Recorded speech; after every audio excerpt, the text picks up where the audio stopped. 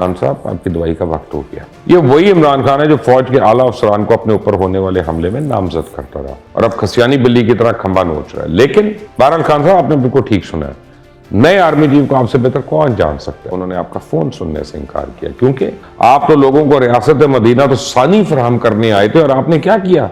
अगर आपने वाकई 4.25 साल रियासत मदीना बनाई है तो फिर आपका हाथ भी कटना है और कोड़े भी पड़ने हैं। और रियासत मदीना के हिसाब से कितनी बारी चोरी की आपको सजा मिलेगी तो हाथ भी तो 2 ही हैं। बिस्मिल्लाहिर्रहमानिर्रहीम, अस्सलाम वालेकुम। आज की इस वीडियो में मैं आपको इमरान खान के ऐसे जराइम बताऊंगा जिनकी सजाएं सुन के आपकी कांपें टांग जाएंगी, इसलिए इस वीडियो का आपने पूरा देखना है। पैंतरा बदलना तो कोई कप्तान से सीखे। मेरे ख्याल में कप्तान को जब सियासी नर्सरी में पाला गया होगा तो बाकी ट्रेनिंग के साथ साथ ज्यादा फोकस यू टर्न्स पे किया गया, इसलिए मुख्तलिफ किस्म के उस्ताद रखे होंगे जो दिन रात यू टर्न देने की ट्रेनिंग देते होंगे। और यू टर्न की तरबियत आज उनके बयानात और लफ्ज़ लहजे में वाज़ेह नजर आती है। जैसे जैसे दिन चढ़ता है इमरान खान कैमरे के सामने बैठ जाता है, कोई ऐसा बयान दाग देता है कि आसपास वाले लोग भी परेशान हो जाते हैं। जो कैमरामैन इनकी वीडियो बनाता है यू टर्न के नाम पर नई सियासी अंगड़ाई सुनने के बाद खान साहब के करीब आता है, कान में सरगोशी करता है, खान साहब आपकी दवाई का वक्त हो गया। और यूं एक गोल दायरा घूमता रहता है और इमरान खान इसमें खुद को और अपने फॉलोअर्स को बार बार घुमाता रहता है। आजकल इमरान खान ने नए आर्मी चीफ की शान में कसीदा गोई शुरू की हुई है। आपको मालूम होना चाहिए ये वही इमरान खान है जो साबिक army chief general Qamar Javed Bajwa को मीर जाफर मीर सादिक जैसे खिताब देता रहा। ये वही इमरान खान है जो फौज के आला अफसरान को अपने ऊपर होने वाले हमले में नामजद करता रहा। और ये वही इमरान खान है जो अपनी मर्जी का आर्मी चीफ लगाने के लिए एड़ी चोटी का जोर लगा चुका है और अब खसियानी बिल्ली की तरह खंबा नोच रहा है। लेकिन आगे बढ़ने से पहले आपने अगर अभी तक इस चैनल को सब्सक्राइब नहीं किया तो प्लीज कर दें, बेल आइकॉन को प्रेस करना मत भूलिएगा। इमरान खान ने नए आर्मी चीफ से बाकायदा उम्मीदें लगाना शुरू कर दी हैं। कल इमरान खान ने यहां तक कहा कि उन्होंने नए आर्मी चीफ की बड़ी तारीफें सुनी है, वो हाफिज कुरान है, वो अमल बिल मारूफ पे चलेंगे। लेकिन खान साहब जब वो अमर बिल मारूफ पे चल रहे थे और आपके चहीतों के कच्चे टठे आपके सामने रख रहे थे तो आप खुद नहीं अनिल मुनकर क्यों बन गए थे। जो कुछ आज आप सुन रहे हैं जरा उस वक्त भी कान खोलकर सुन लेते। बहरहाल खान साहब आपने बिल्कुल ठीक सुना है, नए आर्मी चीफ को आपसे बेहतर कौन जान सकता है। ये तो वही है ना जिनको आपने DGISI के ओहदे से इसलिए हटाया था ताकि आप कोई फैज़याब हो सके। और ये वही है ना जिन्होंने अमल बिल मारूफ के तहत आपको मशवरा दिया था कि खान साहब अपने घर पर नजर रखें, वहां करप्शन की फैक्ट्रियां खुल रही हैं। और ये वही है ना जिसने आपको खबरदार किया था कि पंजाब में ट्रांसफर्स के नाम पर फराग होगी अरबों रुपया बना रही है। और ये तो वही है ना जिसने ईमानदारी के साथ ईरान के अंदर आपको बताया था कि मुल्क के मफाद में क्या क्या जरूरी है और इसी मफाद के लिए उन्होंने आपका फोन सुनने से इनकार किया क्योंकि वो है ही एपॉलिटिकल। और इससे बढ़कर आपको ईमानदारी और अमल बिल मारूफ का सबूत क्या चाहिए। क्या आप चाहते हैं आपको एक बार फिर कोई खाकी छतरी फराहम की जाए, आप पर होने वाले सारे केसेस खत्म कर दिए जाए। नो खान साहब, इतनी आसानी से आप राय फरार इख्तियार हासिल कर सकते हैं। अभी तो आप पर इस कौम का बड़ा भारी कर्ज है जो आपने अदा करना है। बहुत से आंसू हैं जिनका आपने जवाब देना है, बहुत सी इज्जतें हैं जिनकी पामाली का हिसाब देना है, बहुत सी पगड़ियां हैं जिनको उछालने का जुर्म आपके सर पे है। आप तो रियासत मदीना का वादा करते थे, आप तो सैयदना हजरत उमर की मिसालें देते थे। अभी तो आपने लाखों लोगों की कसम पुरसी का हिसाब देना है, बेघरों की आपसे जुड़ी उम्मीदों का हिसाब देना है। इसके बगैर तो हम आपको दोबारा अवाम में नहीं आने दे सकते। आप तो इस कौम को हया का दर्स देते नहीं थकते थे, आप तो इस कौम को शर्म और हया सिखाने आए थे और आप तो फहाशी के खिलाफ जिहाद कर रहे थे। आप तो लोगों को रियासत मदीना तो सानी फराहम करने आए थे और आपने क्या किया। इलेक्शन कमीशन के सामने आपने अपने ही गुनाह छुपा लिए, आपने अपने ही लोगों को धोखे में रखा।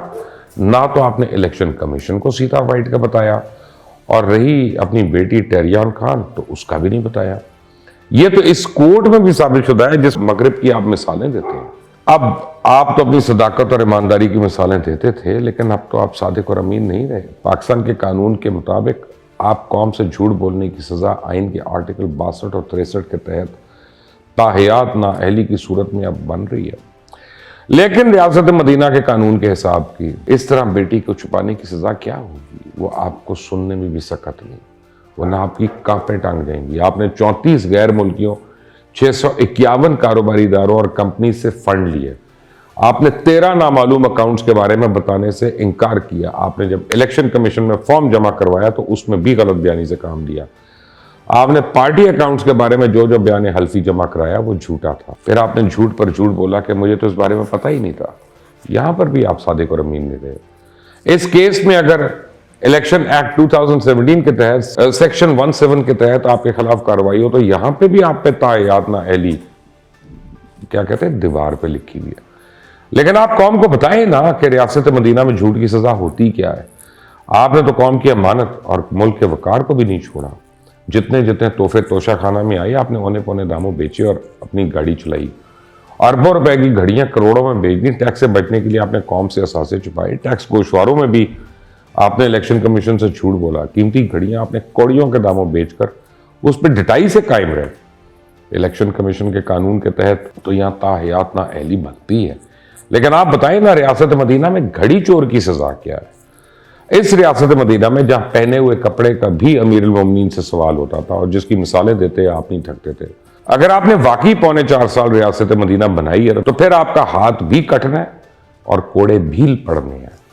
लेकिन क्या इस पर अमल किया जाएगा। आपकी जमात ने हमारे शोहदा का मजाक उड़ाया, शोहदा की माओं के जज्बात का मजाक उड़ाया, इदारों में बगावत का बीज बोया। आपकी इस हरकत में दुश्मन मुल्क में खुशी के त्यौहार बनाए गए। जश्न हुआ आपकी सरबराही में। मुबैना तौर पर इदारों के खिलाफ मुहिम चलाई जाती रही, बल्कि आप तो फ्रंट फुट पर आकर उस मुहिम को लीड कर रहे थे।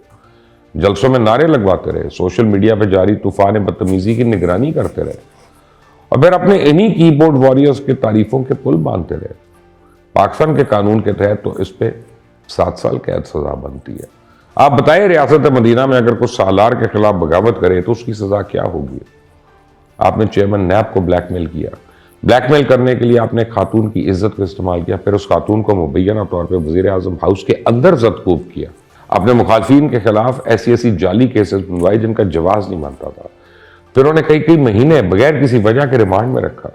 अपने चहीते लोगों को ना सिर्फ टैक्स की छूट दी बल्कि अपने एटीएम्स को मजबूत करने के लिए उन पर होने वाले नैब के केसेस भी खत्म करवा दिए। असूली तौर पे तो आपको उसी अडियाला जेल में कैद होना चाहिए, क्योंकि पाकिस्तान के कानून में ब्लैकमेलिंग की भी सजा है और वो सजाए कैद है। लेकिन आप बताएं ना रियासत मदीना में ब्लैकमेल करने की क्या सजा है। आपकी जमात ने पिछले 8 महीने में 50 से ज्यादा जलसे किए, लॉन्ग मार्च किए। आपने फन्ने खान बनकर 9 हल्कों से इलेक्शन लड़ने का ऐलान किया, जिसपे इस मुल्क के लोगों के टैक्सों के पैसों से करोड़ों रुपया खर्च हो गया। लेकिन आपके पास इलेक्शन लड़ने उसकी कैंपेन करने के लिए कहां से पैसे आ गए। आपके पास 60 के करीब जलसे करने के पैसे कहां से आए। आपने इंतखाबी अखराजात अभी तक जमा क्यों नहीं करवाए। आप ये बताएंगे कि रियासत मदीना में रियासत को अंधेरे में रखने की सजा क्या होगी। आपने अदलिया की तौहीन की और एक नहीं बल्कि कई बार की। आपने जजेस को धमकियां दी, आपने पुलिस अफसरान को धमकियां दी। पाकिस्तान के कानून के मुताबिक तौहीन अदालत पर भी 5 साल नाअहली बनती है। माजी में सियासतदानों ने भी ऐसी सजाएं भुगती हैं। लेकिन आप बताएं रियासत मदीना में काजी के फैसले की तौहीन की सजा क्या होगी। और ये सब वो बातें जो आप पर साबित हैं। इन सब बातों के लिए पाकिस्तान में कानून भी मौजूद है। ऐसी सैकड़ों चीजें हैं जिनका सेहरा आपके सर जाता है, लेकिन कानून की अदम दस्तियाबी की वजह से आपके खिलाफ कुछ नहीं किया जा रहा। आपने तो इस कौम की अखलाकियात का जनाजा निकाल दिया। आपने बच्चे बच्चे को सियासी कर दिया। आपने घर घर में सियासत के जरिए नफरत का बीज बोया। आपने सियासत में गालम गलोच का कल्चर आम किया। आपने साजिशी खत के जरिए मुल्क की सालमियत और खारजा ताल्लुकात को दाव पे लगा दिया। आपके लोगों ने ब्यूरोक्रेसी का बेड़ा कर किया, इदारों को कमजोर किया। आपकी कामयाब मुआशी पॉलिसी की वजह से KPK आज डिफॉल्ट की सतह पे खड़ा है। आपकी कामयाब मुआशी पॉलिसी की वजह से मुल्क तकरीबन डूबा हुआ है। और अफसोस यह है कि सारे जराइम वो हैं जिनका अखलाकी तौर पर इंसान जवाबदेह हो सकता है, लेकिन कानूनी तौर पर पाकिस्तान में आज तक किसी सियासतदान को सजा नहीं मिली। उससे बढ़कर अफसोस ये खान साहब, आप अभी तक अपने जराइम पे पशेमान होना तो दरकिनार, उल्टा उसका इल्ज़ाम भी दूसरों के सर डाल रहे हैं। खान साहब इस बारे में ज़रूर सोचिएगा, लेकिन मुझे उम्मीद है सोचने का तो सवाल नहीं पैदा होता। अगर आप सोचते तो आज इस तरह बदगली में तो ना खड़े होते ना। सोचिए ज़रा कितने साल कैद है खान साहब, और रियासत मदीना के हिसाब से कितनी बारी चोरी की आपको सजा मिलेगी, तो हाथ भी तो 2 ही हैं। आइंदा तक के लिए इजाज़त दें। अल्लाह हाफ़िज़।